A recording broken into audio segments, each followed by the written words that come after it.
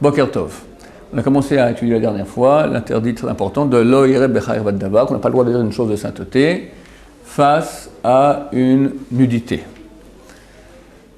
Comme le dit le texte, lo yireh becha ervat davar, il ne verra pas à toi une chose nue. Le mot davar signifie aussi en hébreu parole. Elu advarem asher diber Moshe. Voici les paroles, comment commence le livre de Devarim, le dernier livre de la Torah. Elu advarem asher diber Moshe. Voici les paroles qu'a dit Moshe. Davar, c'est une parole. C'est aussi une chose, aussi une parole. De là, après le Chazal, l'interdiction concerne uniquement quand je dis une chose de sainteté. Je peux, face à une nudité, penser des choses de sainteté. D'accord? On a vu la dernière fois qu'il y a une divergence d'opinion si on doit se tourner entièrement la face ou on peut avoir les yeux fermés.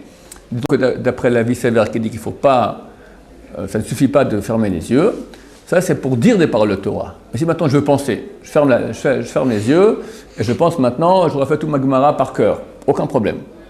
L'interdiction, elle est de dire. Ça ne concerne pas que les femmes, ça concerne aussi les hommes et même nous-mêmes. Les hommes, je n'ai pas le droit de dire une parole de sainteté face à la nudité d'un homme. La nudité d'un homme, c'est quoi? C'est son organe sexuel, y compris les testicules, et aussi, chose beaucoup plus courante, comment on dit ça en bon français? Le postérieur. Où c'est courant, bientôt c'est l'été, à la plage. Alors ceux, comme les religieux orthodoxes qui portent un maillot de bain qui va depuis la ceinture jusque près des genoux, ou un bermuda, pas de problème, même si tu veux chercher où le postérieur, tu ne peux pas le voir. Mais ceux qui vont avec un maillot de bain olympique, d'accord, qui te coupe le postérieur en deux, comme ça, en forme de V. Non, même pas. Tu as des slip-slip, tu as des slip-slip et slip-slip. Alors un slip extra court, d'accord, schlac comme ça, alors tu as la moitié du postérieur qui apparaît à l'extérieur, ou même moins, d'accord. Et toi, innocemment, tu vas acheter une glace maintenant, tu veux faire ta bracha, il ne faut pas que... Tu peux pas. On lui tourne le dos, c'est bon. Hein? Il faut tourner le dos ou fermer les yeux. Mais le problème, c'est pas l'attirance, il n'y a aucune attirance. Aucune attirance, mais c'est quand même une réalité de nudité. Non seulement cela, donc, face à un autre homme, mais face à nous-mêmes aussi. C'est-à-dire, maintenant, quelqu'un, il veut dire une bracha. Il est tout seul. Chazal, on dit, vu que la présence divine repose dans notre tête et dans notre cœur, dans nos pensées et dans nos kavanas, nos intentions. La pensée, c'est la tête et l'intention, c'est le cœur. Il ne faut pas que lorsqu'on dise une parole de Torah, il y ait un contact optique entre notre corps et l'organe sexuel, ou notre tête et l'organe sexuel.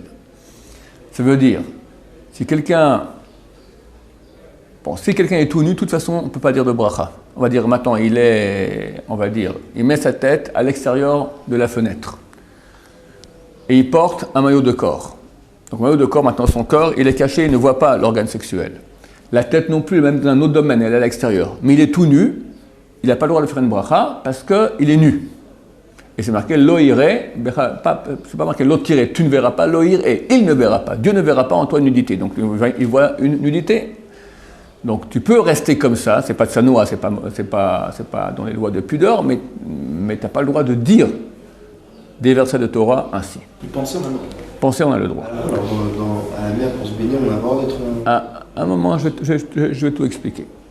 Maintenant, si quelqu'un, il n'est pas tout nu, il porte une djellaba, sans ceinture, il se penche en avant de façon à ce que il y a un contact optique entre le cœur et l'organe sexuel. D'accord? Sa tête ne voit pas l'organe sexuel, mais le cœur le voit. Interdiction aussi de dire des paroles de Torah, de sainteté. Il faut mettre une ceinture qui est vraiment les yeux qui ne voient pas l'organe sexuel, ni le cœur qui le voit. Aujourd'hui, c'est rare. C'est rare maintenant. Ou c'est courant au mikvé.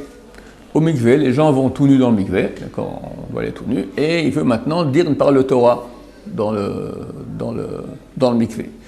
Alors, si son cœur est hors de l'eau,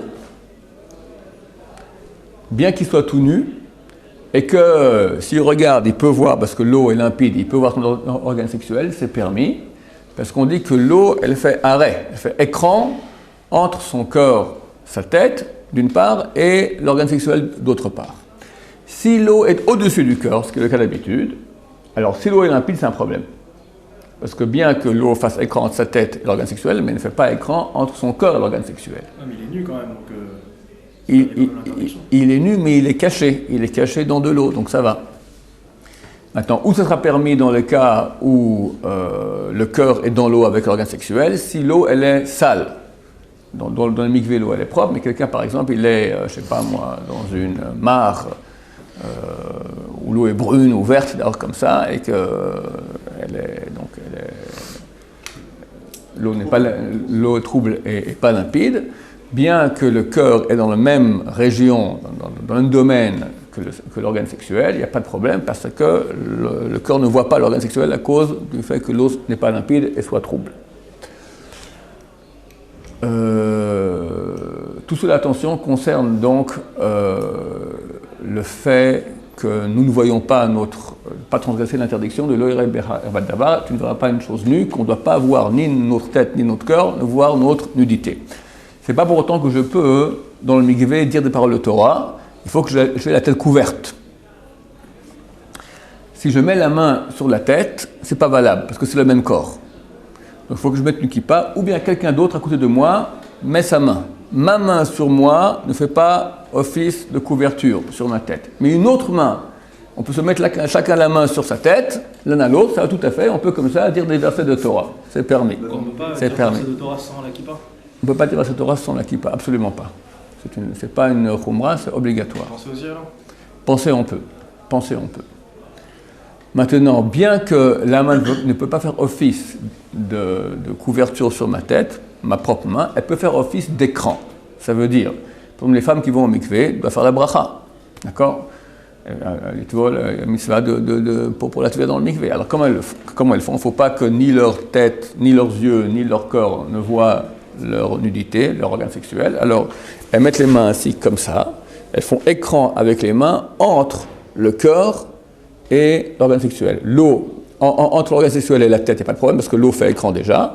Mais elles sont déjà jusque dans l'eau ici, il y a un problème entre le cœur et l'organe sexuel. Alors, on met les mains comme ça, et les mains peuvent faire office d'écran. La main ne peut pas faire office de couverture sur la tête, mais d'écran, en serrant comme ça bien sur la poitrine au-dessous du cœur, c'est valable. Baruch Adonai, Amen.